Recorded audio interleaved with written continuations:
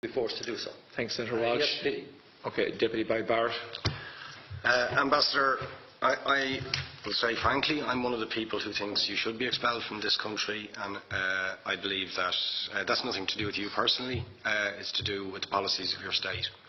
And I think, along with Desmond Tutu, that the time for treating you as a normal state is over, because you're not behaving as a normal state. And I just want to ask you questions, really, in relation to that contention. And I would just say, for the record, it certainly isn't motivated by anti-Semitism in my case. I mean, for example, when disgraceful attempts were being made to downplay the horrors of the Holocaust by people like David Irving, I brought a Jewish Auschwitz survivor to this city to organise meetings and get her on national television to remind the Irish people about the horrors of the Holocaust. And I would do so again if anybody tried to downplay the horrors of what were done to the Jewish people. But it is precisely because I'm opposed to racism that I oppose what your state is doing and what it stands for.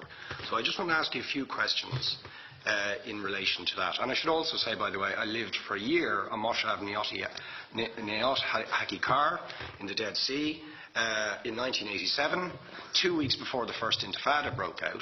That leads me to my first question.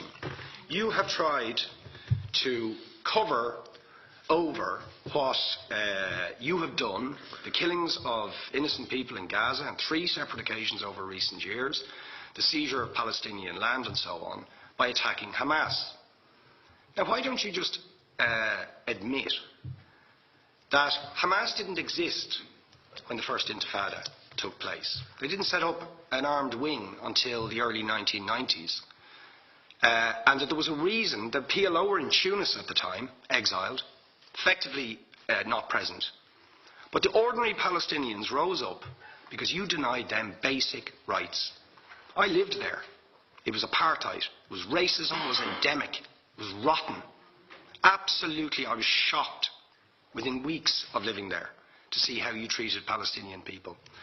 And isn't it the fact that the law of return, which is the basic law of the Israeli state, is a racist apartheid law because it confers rights on Jews that it denies to Palestinians?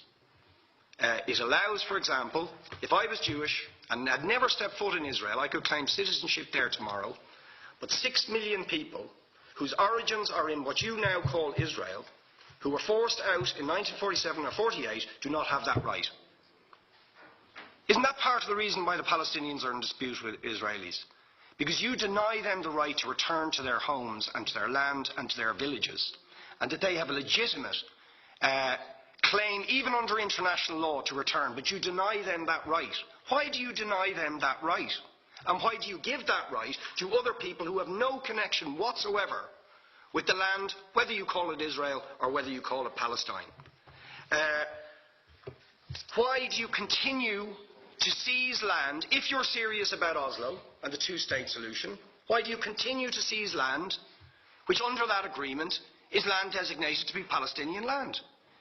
500,000 people, most of which has taken place since Oslo. You allow that to happen.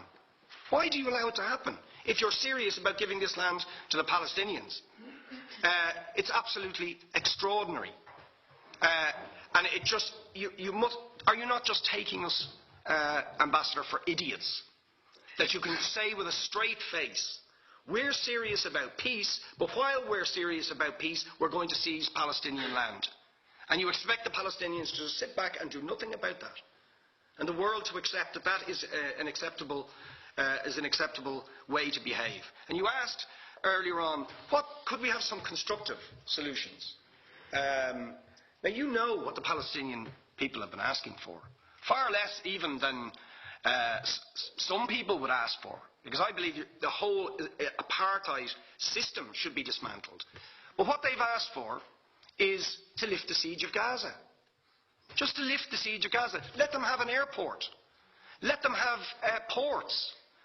Let them not be dictated to by a government for whom they do not vote as to what can go in and out of their territories, whether they will have power, whether they will have clean water, whether they will have medicine. What makes you think you're allowed to have nuclear weapons and the 4th biggest army in the world and visit destruction on the people of Gaza, but they have no right defend themselves. They have no territorial sovereignty over that land. Could you ask questions, please? How do you justify that? Yeah. All right. How do you justify those double standards? And very lastly, Ambassador, people like Bishop Tutu, Nelson Mandela, and I would certainly describe your state as a apartheid state, with different laws for people depending on their race or religion.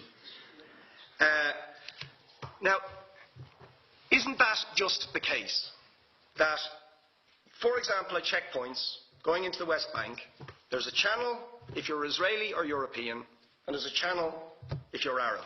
Just because you're Arab. If you came into Dáil Éireann and they stopped you and said, "Are you Jewish?" "Oh no, sir, you can't come in through the same entrance as Irish people or European people because you're Jewish," you would call that racism and apartheid. But yet, you practice that. You practice that with your checkpoints and your military barriers and your apartheid wall. How can you justify that? All right, thank you. Last